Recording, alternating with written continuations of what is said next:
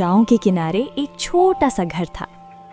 मिट्टी की दीवारें, लाल टाइलों की छत और सामने बांस की बाड़। उस घर में रहता था रामलाल, एक गरीब किसान।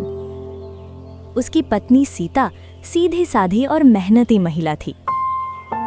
उनका एक बेटा था, गोपाल, जो करीब 12 साल का था। रामलाल के पास थोड़ी सी जमीन थी, लेकिन कई सालों से बारिश ठीक नहीं हो रही थी। फसल कभी अच्छी नहीं होती थी।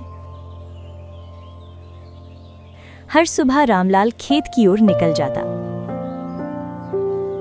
सीता घर के काम करती और गोपाल स्कूल जाने का सपना देखता। लेकिन गरीबी इतनी थी कि कई बार स्कूल की फीस भी नहीं भर पाते थे। एक साल गांव में भयानक सूखा पड़ा।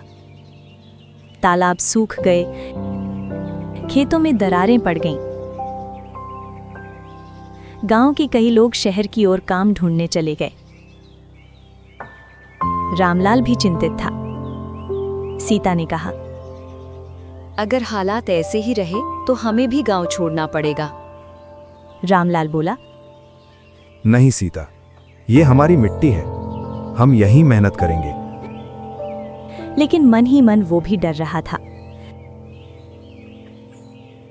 गांव में एक अमीर जमींदार था, ठाकुर प्रताप सिंह। वो गरीब किसानों को कर्ज देता और फिर उनकी जमीन हड़प लेता। एक दिन ठाकुर ने रामलाल को बुलाया।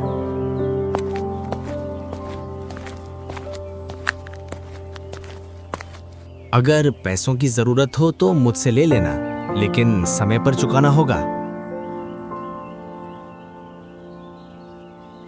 रामलाल ने मजबूरी में कर्ज ले लिया। कई महीनों बाद एक दिन काले बादल छा गए। गांव में जोरदार बारिश हुई।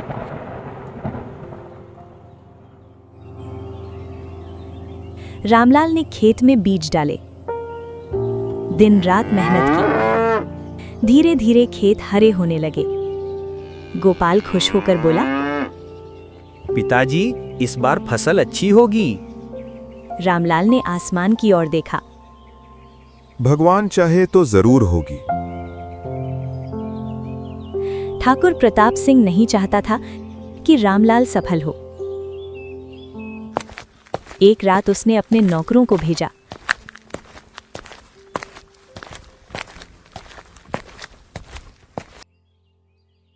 उन्होंने रामलाल के खेत में पानी का रास्ता मोड़ दिया ताकि फसल खराब हो जाए।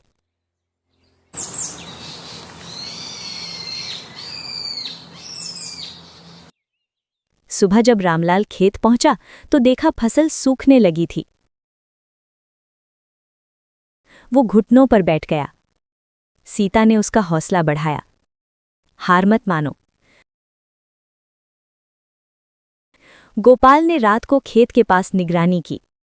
उसे पता चला कि पानी का रास्ता जानबूझकर बदला गया है। उसने पिता को बताया।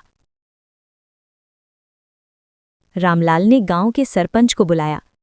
सच सामने आया। ठाकुर की साजिश पकड़ी गई। गांव वालों ने पहली बार ठाकुर के खिलाफ आवाज उठाई। सरपंच ने पंचायत बुलाई। सबूत सामने रखे गए। ठाकुर को अपनी गलती माननी पड़ी। उसे रामलाल का कर्ज माफ करना पड़ा और माफी मांगनी पड़ी। गांव वालों को भी समझ आया कि एकता में ताकत होती है। इस बार फसल खूब लहलहाई। रामलाल ने कर्ज से मुक्ति पाई। गोपाल की पढ़ाई शुरू हुई। सीता के चेहरे पर सालों बाद सच्ची मुस्कान आई। रामलाल बोला, भाग्य वही बदलता है जो मेहनत से हार नहीं मानता। कुछ साल बाद गोपाल बड़ा होकर कृषि अधिकारी बना। वो गांव लौट आया। उसने किसानों को नई तकनीक सिखाई, तालाब खुदवाए, पानी बचाने के तरीके बताए। अब गांव में कभी सूखा नहीं पड़ा। शाम का समय था। रामलाल अपने घर के बाहर बैठा था। उसने अपनी खेतों की ओर देखा। हरे भरे खेत, खुशहाल किसान और मुस्कुराता हुआ बेटा। उसकी आंखों में आंसू थे, खुशी के आंसू। वो बोला, सच्चाई और मेहनत से बड़ा कोई जादू नहीं। हवा धीरे धीरे बह रही थी और गांव में फिर से जीवन मुस्कुरा रहा था।